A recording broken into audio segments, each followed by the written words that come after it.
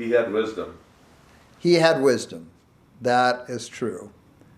And wisdom also out of experience.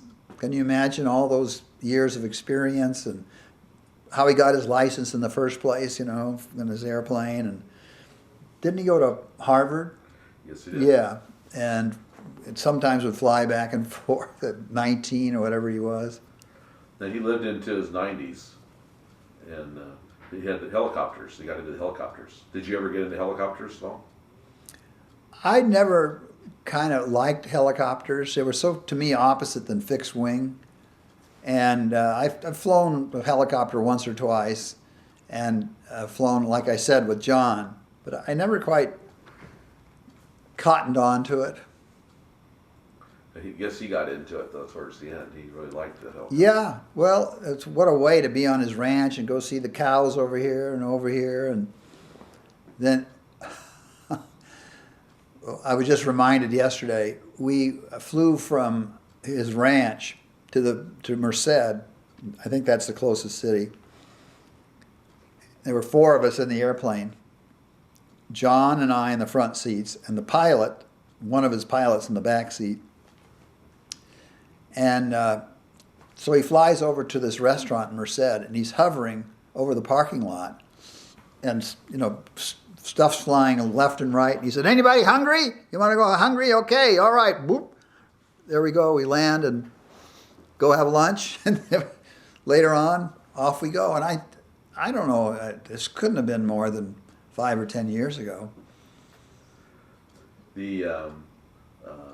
That era, the World War II generation, has been called the greatest generation by Tom Brokaw in his book. And you got to know a lot of those guys, haven't you? Oh, all nations. Because of the Messerschmitt, all the German aces, Adolf Galland, and I met 3 or 4 of their top aces. And John did too. John knew them all very well. And Bob Hoover did. And one day we're at Santa Monica Airport and John's there. And one of the aces, and he ended up being head of the Luftwaffe, Gunther Rahl, was standing next to the Messerschmitt, and a female news reporter was interviewing him. And the machine guns were up here in the cockpit, 2 of them. And she said, "Herr Rahl, when you fire the guns, does your cockpit fill up with smoke?" And this little smile, he goes, "Well, the objective is to have the other fellow's cockpit fill up with smoke." And John is standing there, and, he laughs so hard. They got his planes at the Smithsonian now. Yeah, I saw it. I was there for the dedication. How was he that day? What kind of mood was he in? Very modest. And once again, what he loved so much is having all his friends there. And Jack Daly was there, of course. That great big airplane. And he used to fly it, with Lucia in the back seat. Did you know that? No, I didn't. Yeah, and he'd do cross countries in it. And who in the world would do that? Unbelievable. He was a member of a lot of clubs, Sunset Club, the Conquistadors, the Bohemian. He also went to the LA Country Club all the time, but he didn't play golf. Yeah. So he had, like you said, friends were important to him. Yeah, it'd be always a delight to be invited to the LA Country Club for lunch with John. And I'm also a member of the Sunset Club. And we meet in that room that the picture is of O'Melveny, California Club. And he's the reason I'm in the Sunset Club, really. Is that right? I think I was joined 10 years ago or something like that. You ever see him play golf? No. Well, I was the same way, was in the golf business for decades, never played golf. Didn't understand it. Little white ball, 150 acres. If you were going to summarize your friendship with John Myers over the years and sort of the highlights of that friendship, what would you say? The first word would be special. It was very special. And of course, looking back, I think, now why didn't I spend more time with him?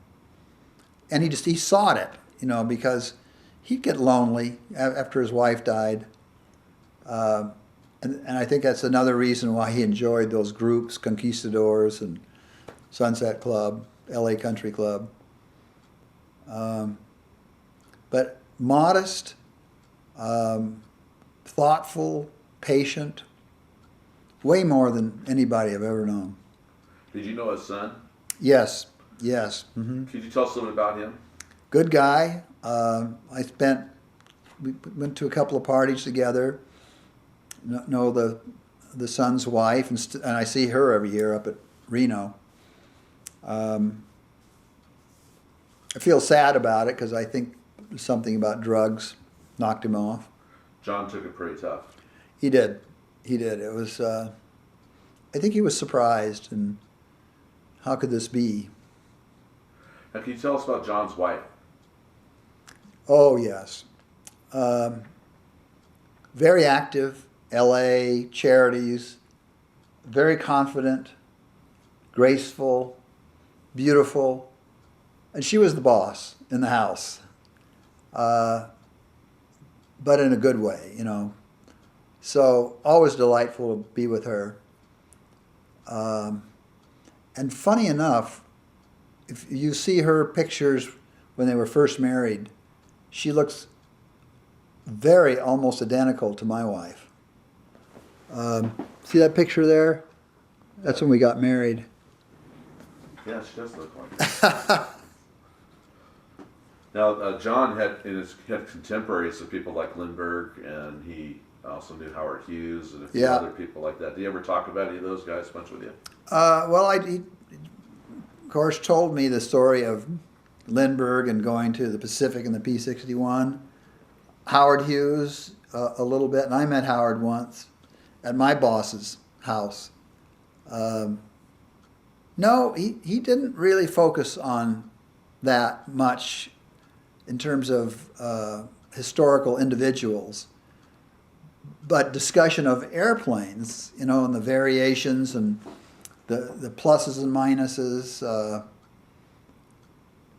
Like when they decided to do the B-36 bomber instead of the Flying Wing.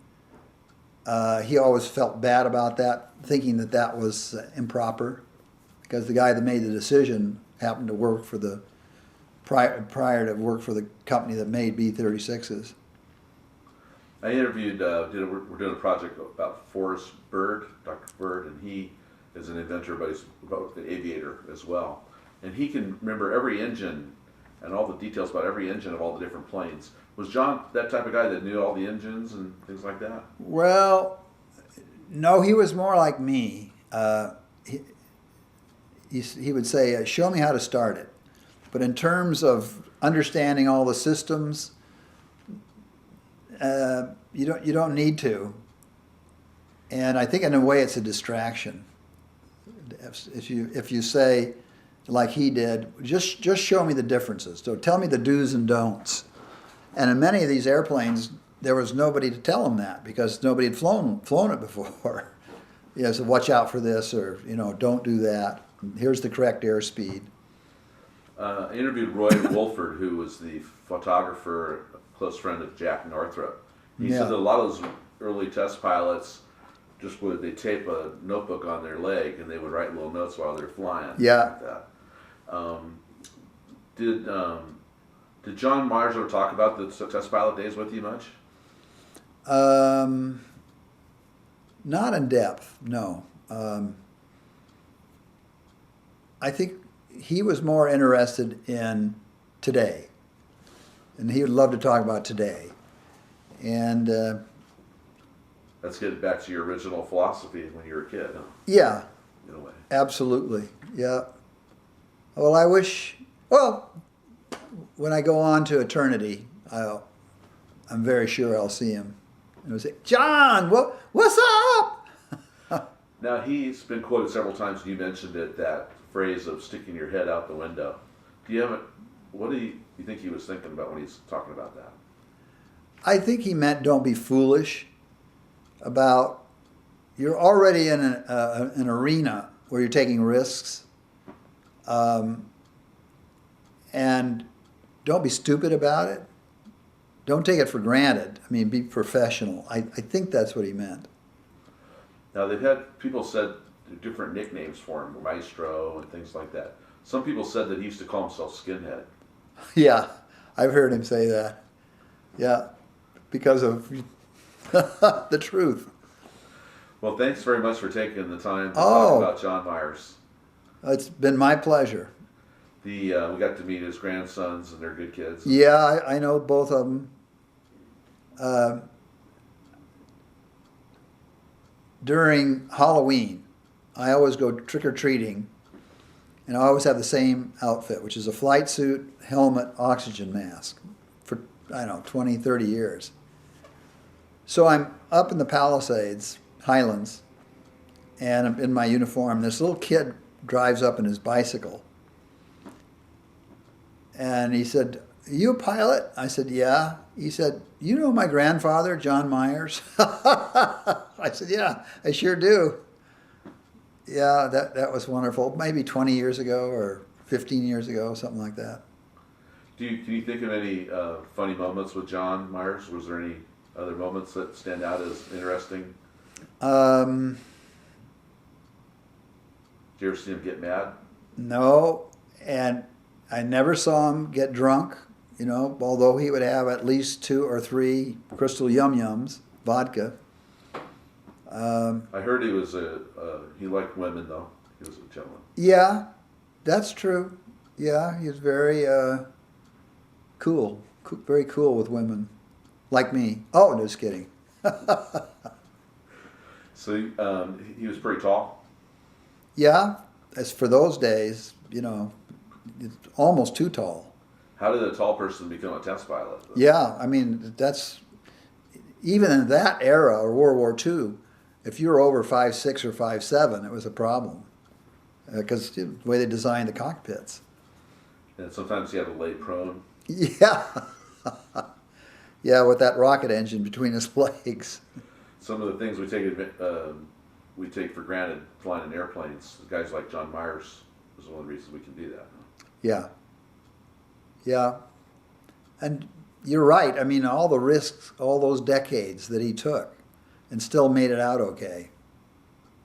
Any one of those accidents could have killed him. Well, I appreciate you taking the time, David. It's real nice you did a great job. Well, thank you.